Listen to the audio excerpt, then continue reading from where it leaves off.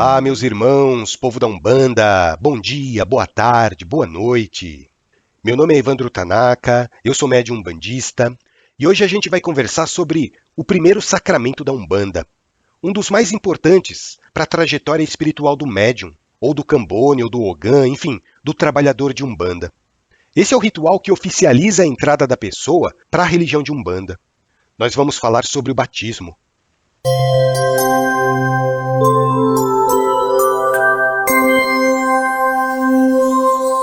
Eu não sei se vocês já sabem, ou se eu já comentei sobre isso em algum outro episódio, porque é tanto assunto que às vezes eu acabo me confundindo sobre as coisas que eu já falei e sobre as coisas que eu ainda preciso falar. Mas vamos lá. Se eu não falei, eu falo agora. E se eu já falei, eu vou repetir. A Umbanda, ela se estrutura em 5 pilares fundamentais. A Umbanda tem o aspecto magístico, o aspecto filosófico, o aspecto científico, o aspecto artístico e também o aspecto religioso. Vamos falar brevemente sobre cada um desses pilares. Qual é o aspecto magístico da Umbanda? É a capacidade que nós adquirimos de aprender a manipular as energias da natureza. Na Umbanda, a gente aprende a trabalhar com ervas, com pedras, com terra, com água, fogo, com luzes e também com símbolos sagrados. E a magia nada mais é do que a manipulação das energias da natureza por meio da nossa vontade, do nosso pensamento. E muitas vezes, a manipulação energética que nós fazemos independe da presença espiritual, né? Aos poucos nós vamos aprendendo a nos tornar autossuficientes.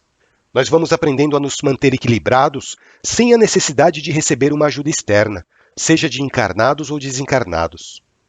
E essa nossa capacidade vai se ampliando. A gente aprende a ajudar não só a nós mesmos, como também as pessoas que nos procuram. Um umbandista, em maior ou menor intensidade, acaba se tornando meio que um bruxo ou uma bruxa, né? Não no sentido pejorativo da palavra, mas aquela pessoa que adquire a capacidade de fazer magia, de manipular a energia que existe nos elementos da natureza. Vocês entendem? Então, esse é o primeiro pilar da Umbanda, é o aspecto magístico.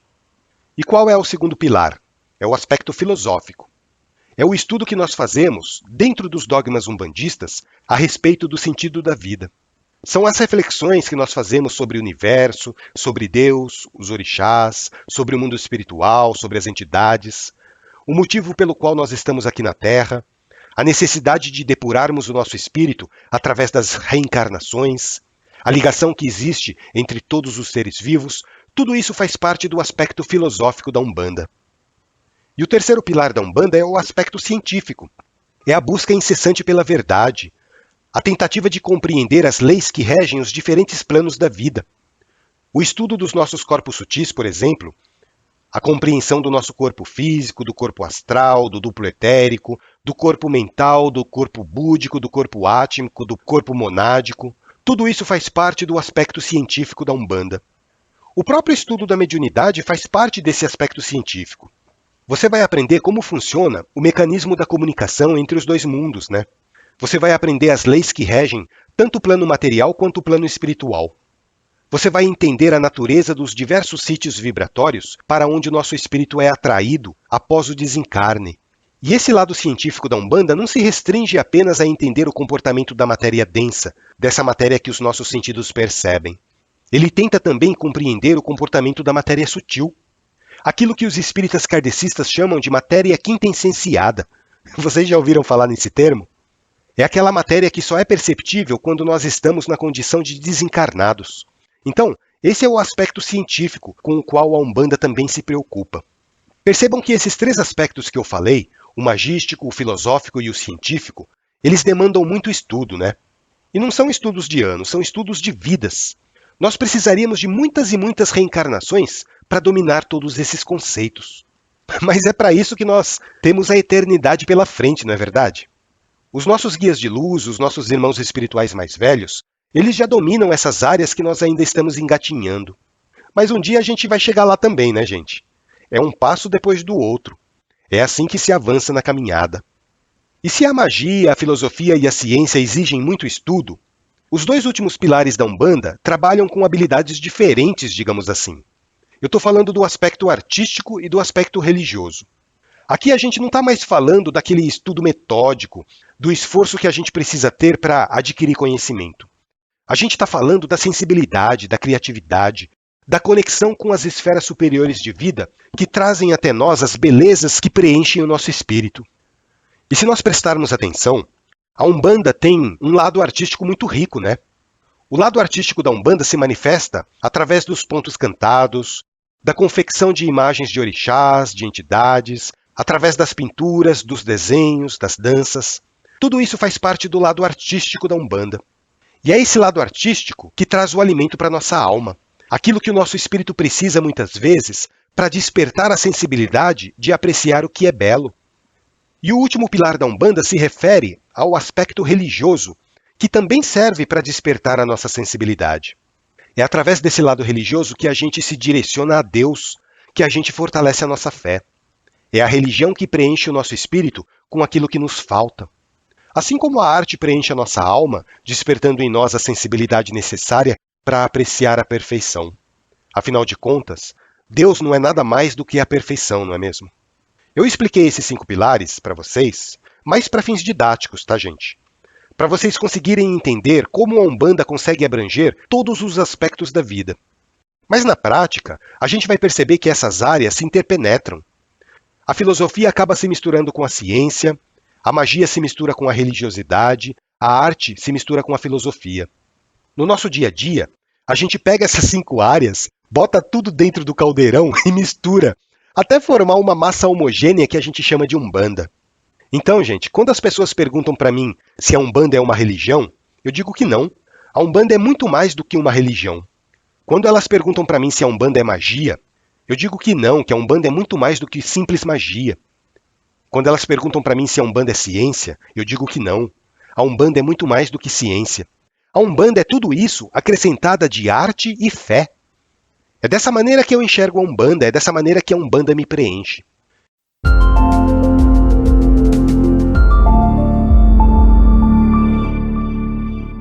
E hoje a gente vai falar um pouco sobre esse lado religioso da Umbanda.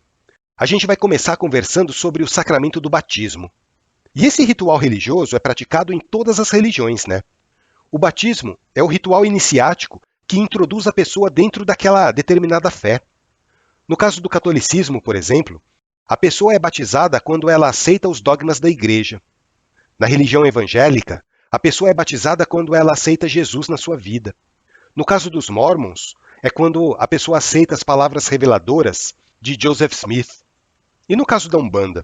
No caso da Umbanda, a pessoa é batizada quando ela aceita a atuação dos orixás e das entidades na sua vida.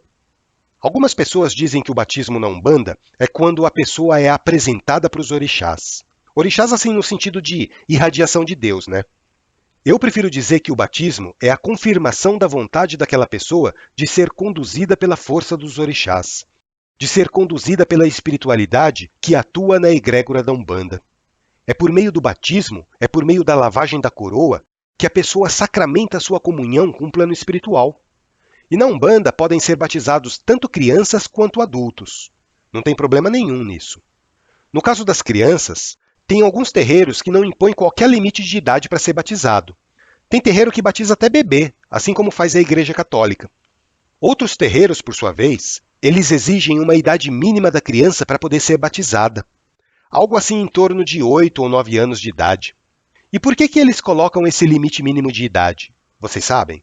Qual é a finalidade disso? A finalidade principal é o discernimento da pessoa que vai ser batizada. É a compreensão que a pessoa vai ter daquele ato, vocês entendem? Porque no ato do batismo, o dirigente espiritual, o pai de santo, a mãe de santo, vai chegar para a pessoa e vai perguntar assim: você está aqui por sua livre e espontânea vontade para ser batizado nas bênçãos de Olorum, dos orixás e das entidades que atuam na Umbanda? A pessoa vai ter que ter o mínimo de discernimento para compreender essas palavras, né? Para aceitar o batismo e fazer o juramento. Eu juro pelo nosso Pai Olorum, pelos orixás e pelas entidades aqui presentes, a me comprometer com a Umbanda, a respeitar os princípios que norteiam a nossa fé, a respeitar as entidades, o meu pai de santo, os padrinhos, etc, etc. Agora imagina uma criança pequena respondendo essas perguntas. Se é que ela vai entender o que o pai de santo vai perguntar, né? O dirigente chega para ela e pergunta assim: você está aqui de livre e espontânea vontade? Daí a criança fala: hã? O que você disse? Aí o dirigente tenta falar com outras palavras, usando um vocabulário mais simples. Filho, eu estou perguntando para você se você está aqui porque você quer. E a criança, naquela espontaneidade maravilhosa dela, ela responde: eu não estou aqui porque eu quero, não. A minha mãe que me trouxe. Eu adoro quando acontece esse tipo de coisa. Daí o dirigente então pergunta: então você não quer ser batizado na Umbanda? A criança fala: eu não, eu quero ir brincar lá fora. Vocês entendem? Vocês entendem por que muitos terreiros dão uma extrema importância para que a pessoa adquira uma certa maturidade, um certo discernimento, antes de escolher o caminho religioso que ela quer seguir na vida dela? Eu, por exemplo, quando eu era bebê, eu fui batizado na Igreja Católica. Eu não sei quem teve essa infeliz ideia, não sei se foi a minha... Bom, eu acho que deve ter sido a minha mãe. O meu pai não ligava muito para essas coisas. Mas naquele momento do batismo, eu nem sabia que era gente. Eu não lembro do que aconteceu, eu não lembro do que o padre falou para mim. Ele deve ter falado algo mais ou menos assim: eu te batismo em nome do Pai, do Filho, do Espírito Santo. E eu devo ter chorado quando ele derramou aquela água fria na minha cabeça. Mas assim, depois de adulto, aí sim eu escolhi a religião que eu queria seguir. Eu escolhi ser batizado na Umbanda, por minha livre e espontânea vontade. E eu me lembro de tudo o que aconteceu naquele dia porque eu estava lá por escolha minha, com todo o meu discernimento. Eu fui batizado na Umbanda, eu acho que eu devia ter por volta de uns 28 ou 29 anos. Por isso que eu, particularmente, e isso é uma opinião minha, tá? Eu entendo que a pessoa tem que optar por ser batizada, seja na Umbanda ou seja em qualquer outra religião. Essa escolha tem que partir dela. Senão, de que adianta você batizar uma pessoa em uma religião se ela não vai seguir aquela religião? Não faz sentido nenhum. Quando eu era bebê, me batizaram na Igreja Católica, mas eu nunca segui o catolicismo. A minha mãe até tentou, no começo, me colocar naqueles cursos lá, como é que chama? Primeira comunhão, crisma, deve ter algum outro nome aí que eu não sei. Mas eu não fui, eu não me adaptei, eu não queria. Eu ficava injuriado de participar de algo contra a minha vontade. Tanto é que até hoje eu não sei qual é a experiência de receber uma hóstia. Eu não sei qual é o gosto que tem aquilo. Dizem que é um gosto de farinha, mas eu nunca tive essa experiência. Justamente porque eu não segui o catolicismo, apesar de ter sido batizado quando era criança. Então, gente, para ser batizado na Umbanda, tanto a criança quanto o adulto, eles precisam entender e aceitar os orixás e as entidades. Eles precisam entender o que está acontecendo. E tem uma particularidade no batismo da Umbanda que é um pouco diferente das outras religiões. Na Umbanda, você pode ter padrinhos e madrinhas tanto encarnados quanto desencarnados. É verdade. Você pode pedir para alguém da sua família de terreiro ser o seu padrinho ou a sua madrinha encarnado, como você também pode pedir para uma entidade desencarnada ser o seu padrinho ou a sua madrinha espiritual. Então, você pode pedir para um irmão de fé com quem você se dá muito bem e que seja mais experiente do que você na Umbanda para ser o seu padrinho carnal. Eu digo mais experiente por quê? Porque muitas vezes é o padrinho e a madrinha que vão direcionar a sua caminhada dentro da Umbanda, né? Se você tiver um padrinho ou uma madrinha mais vividos dentro da religião, eles vão saber nortear a tua caminhada com mais propriedade. Da mesma maneira, você pode pedir para uma entidade que se manifesta naquele terreiro, ou que se manifesta em você, para que ela seja o seu padrinho ou a sua madrinha espiritual. Aqui nesse ponto, eu quero chamar a atenção para vocês sobre uma polêmica. Tem terreiro que não aceita padrinho ou madrinha espiritual ligado à linha da esquerda. Eles não admitem que você tenha um padrinho Exu ou uma madrinha Pombagira.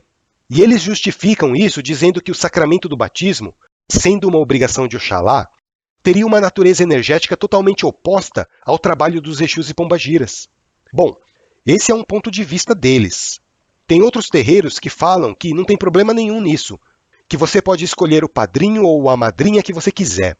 Se você quiser que o seu padrinho seja um caboclo, um preto velho, um baiano, um Exu, ou que a sua madrinha seja uma cabocla, uma criança, uma baiana, uma pombagira, a escolha é sua, desde que a entidade aceite aquela atribuição que está sendo oferecida para ela. Eu participo dessa segunda corrente, tá? Eu sou da opinião que você pode escolher a entidade que você quiser para que ela te apadrinhe na Umbanda, seja da direita ou da esquerda. Porque lembra que eu disse nos episódios anteriores que a Umbanda não aceita qualquer tipo de discriminação? Ora, gente, o que o terreiro está fazendo quando proíbe um Exu ou uma pombagira de ser padrinho de alguém? Simplesmente pela natureza do trabalho que ele faz na espiritualidade. Isso não é discriminação? É a mesma coisa de você chegar aqui na Terra e perguntar para alguém assim: você pode ser o meu padrinho?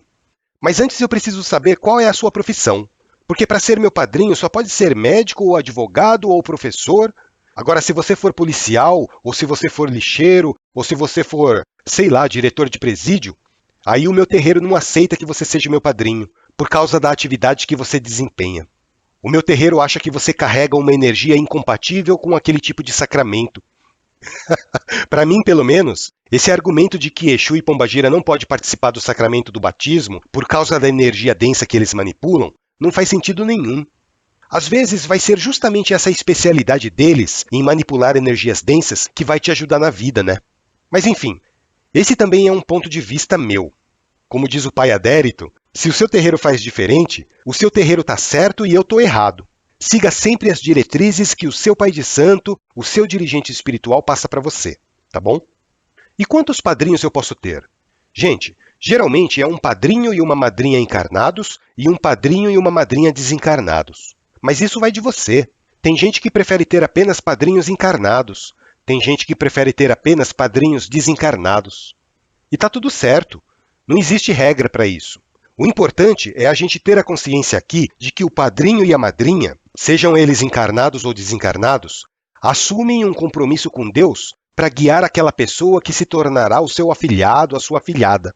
No caso das crianças, os padrinhos são aqueles que assumem o compromisso perante a espiritualidade de fazerem o papel de pai e mãe daquela criança se por algum motivo os pais e mães biológicos não puderem mais cuidar dela. Seja porque morreu, seja porque ficou doente ou inválido, seja porque desapareceu. Daí são os padrinhos que vão guiar aquela criança até a fase adulta. E com os padrinhos desencarnados é mais ou menos a mesma coisa. Porque para a espiritualidade de luz, nós ainda somos crianças, né? Nós estamos dando os primeiros passos em direção à vida espiritual. Então, eles, naquele momento do batismo, assumem o compromisso perante Deus de guiar o seu tutelado na vida espiritual. E olha, gente, podem ter certeza de que eles levam muito mais a sério do que nós essa incumbência que eles assumem.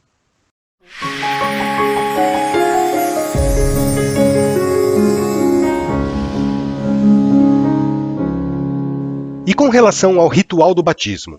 Bom, isso vai variar de terreiro para terreiro. Vai depender muito da vertente de umbanda que você segue. Se a sua umbanda é mais kardecista, vai ser de um jeito. Se a sua umbanda é mais católica, vai ser de outro. Se a sua umbanda é mais candomblecista, vai ser de outro jeito. E todos esses jeitos estão certos, dentro da sua doutrina. Lembra que eu disse? A umbanda certa é aquela que você escolhe seguir. Mas de uma maneira geral, na ritualística, o que precisa para a pessoa ser batizada? Apesar dos rituais serem diferentes, existem alguns pontos que são senso comum. A pessoa que vai ser batizada precisa ter padrinhos, né? Como eu falei anteriormente. Ela precisa também levar uma vela de batismo, que é a vela para Oxalá, de cor branca. Alguns terreiros também pedem para levar uma fitinha branca para amarrar na vela. A pessoa ainda vai precisar de água pura, seja a água da cachoeira, do rio, do mar, da chuva, ou na falta dessas, até água mineral serve. Aquela que a gente usa para beber, sabe? E assim, como você vai usar a água, você também vai precisar de um alguidar. E o que mais precisa para o ritual do batismo? A casa precisa ter banha de ori. O que é isso? Banha de ori, para quem não sabe, é uma espécie de manteiga que é feita com o fruto de uma árvore chamada carité. E essa árvore só existe lá na África. Tem casa que usa banha de ori, tem casa que usa azeite de oliva consagrado. Até porque depende do lugar do Brasil onde você está. A banha de ori não é muito fácil de ser encontrada, né? E tem casa que usa até mesmo gordura de carneiro. Eu, particularmente, não gosto muito de usar gordura de carneiro para fazer o batizado por ser de origem animal, né? Sei lá, eu acho meio estranho batizar alguém com a gordura de um animal que já morreu. Eu não aceito muito isso, mas tem muita gente que usa e a gente tem que respeitar, né? Lembrando que se você for usar o azeite de oliva, não é só ir lá na cozinha, pegar o vidro de azeite e usar. Existe toda uma preparação para consagrar aquele azeite que será usado no batizado. E é o pai de santo ou o dirigente espiritual que vai providenciar isso. E um outro elemento muito usado no batismo é a pemba pilada ou a pemba ralada. O pó de pemba é usado logo depois da utilização da banha de ori. O pai de santo usa a banha de ori para cruzar a coroa da pessoa que está sendo batizada. E logo depois, ele sopra a pemba pilada sobre aquele cruzamento. O pó de pemba vai fechar, vai proteger o cruzamento que foi feito. Lembrando que o ritual deve ser feito sempre pelo dirigente da casa, o pai de santo, a mãe de santo, muitas vezes até incorporado pelo guia-chefe do terreiro. E na falta do pai de santo ou da mãe de santo, aí sim, o pai pequeno ou a mãe pequena assume essa atribuição. E o batismo na Umbanda pode acontecer tanto dentro do terreiro, que é um local sagrado, como também pode ser feito nos pontos de força da natureza. Geralmente é um lugar que tem água, né? Uma cachoeira, uma nascente, um lago, um rio, uma praia. Mas isso vai de cada casa. Tem casa que prefere batizar dentro do terreiro, tem casa que prefere ir até o ponto de força da natureza para fazer o batizado da pessoa. E durante o batismo também são cantados pontos, né? Pontos específicos do batismo. Se a Curimba não souber cantar nenhum ponto de batismo, ela pode cantar ponto de Oxalá. Afinal de contas, a obrigação é para Oxalá. Mas se vocês derem uma pesquisada no Google, vai aparecer uma infinidade de pontos de batismo para vocês aprenderem a cantar. Deixa eu colocar um ponto de batismo aqui para vocês ouvirem, que eu acho muito bonito. Na casa de Oxalá, filho vai se batizar. Na casa de Oxalá, filho vai se batizar. Oh, batiza ele, batiza ele. Batiza com a lei de Deus. Batiza ele, batiza ele. Ele também é filho seu. Batiza ele, batiza ele. Com as águas cristalinas, batiza ele, batiza ele. Com a pemba de Oxalá, batiza ele, batiza ele. Meu pai chefe de Gongá, batiza ele, batiza ele. Filho quer se batizar, oh, batiza ele, batiza ele. Na casa de Oxalá, filho quer se batizar. Na casa de Oxalá, filho vai se batizar. E lembrando, gente, para ser batizado na Umbanda, a pessoa tem que pelo menos já estar vestindo o branco. Ela já tem que estar participando das atividades do terreiro. Por que eu estou falando isso? A gente não batiza as pessoas que estão na assistência, tá? A gente não pode chegar e falar, olha, hoje é dia de batismo. Quem quiser ser batizado na Umbanda, pode vir aqui na frente que eu batizo. Isso não existe, tá, gente? O batizado é para quem já se comprometeu com os trabalhos da Umbanda. Para quem efetivamente vai participar das atividades do terreiro. No batismo, geralmente a lavagem da coroa é feita com pétalas de rosa branca, simbolizando a energia de Oxalá. Tem alguns terreiros que colocam outras ervas de Oxalá também. Colocam girassol, alecrim, louro, folha de laranjeira, boldo, enfim. Vai da orientação da espiritualidade da casa. E tem uma infinidade de ervas de Oxalá que podem ser usadas para esse fim. E normalmente não é o pai de santo que faz o sacramento de lavagem e cruzamento da coroa do médium. É o guia-chefe da casa incorporado no pai de santo. Daí ele vai lá, risca um símbolo com a pemba na cabeça do médium, às vezes dá uma baforada com um charuto se for um caboclo, ou com um cachimbo se for um preto velho, e depois ele fecha aquele cruzamento com a pemba ralada. E por que o batismo é importante? Através do batismo, a pessoa deixa gravada no seu campo vibratório aquela energia da espiritualidade que vai auxiliar a sua caminhada dentro da Umbanda. O batismo meio que sedimenta o auxílio que a pessoa vai receber, tanto dos orixás quanto das entidades. O batismo vai abrir as portas para a pessoa iniciar a sua trajetória de desenvolvimento espiritual dentro daquela fé que ela escolheu. E assim, gente, lembra que eu falei naquele episódio de preceito que além dos preceitos normais de gira, existem alguns preceitos especiais que precisam ser seguidos na Umbanda? Então, o batismo é um deles. A pessoa que vai ser batizada precisa fazer um preceito de, no mínimo, 3 dias. Tem algumas casas que pedem até 7 dias de preceito, mas o mínimo é 3, tá, gente? E por que isso? Para poder limpar o corpo do médium e deixá-lo apto a receber aquela energia. Afinal de contas, o batismo é um trabalho para Oxalá, que tem uma energia elevadíssima. O corpo da pessoa que vai ser batizada precisa estar em preceito absoluto para receber aquela energia. Vocês que acham que é difícil até mesmo fazer um preceito de 24 horas, se preparem psicologicamente quando decidirem se batizar na Umbanda, viu? E o preceito do batismo serve tanto para limpar os corpos do médium, como também para limpar o seu mental. Porque aquele momento de jejum provoca uma crise de abstinência que também traz um período de reflexão para o médium, né? Quando a gente faz o preceito, parece que está faltando alguma coisa na nossa vida. E a gente começa a olhar o nosso dia de uma maneira diferente. A abstinência, muitas vezes, traz a serenidade necessária para o mental da pessoa se tornar mais receptivo. Então, se vocês forem fazer o batismo na Umbanda, faz o preceito do jeito certo, do jeito que tem que ser feito, seguindo à risca todas as orientações passadas pelo seu dirigente. Porque se for para fazer um batismo meia boca, é melhor nem fazer, tá, gente? Porque o batismo trabalha o filho de santo de dentro para fora. É a mudança que começa no interior da alma e irradia para a vida.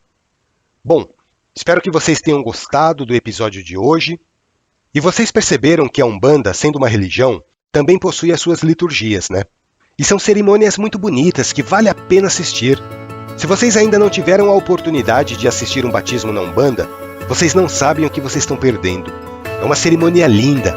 E mais uma vez eu digo aqui que cada casa tem o seu jeito de fazer esse ritual, que não existe uma regra. E o procedimento da sua casa vai estar sempre certo, tá? Se você acha que a sua casa faz da maneira errada, então é você que está na casa errada. Quem está errado é você. E se você gostou desse episódio, continue acompanhando o nosso podcast nas principais plataformas de áudio.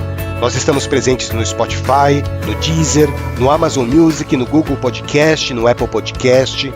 E você também pode mandar uma mensagem para mim acessando o nosso site, almadepoeta.com.br. Um grande abraço, fiquem com Deus e que a luz do nosso Pai Oxalá continue a iluminar a caminhada de vocês.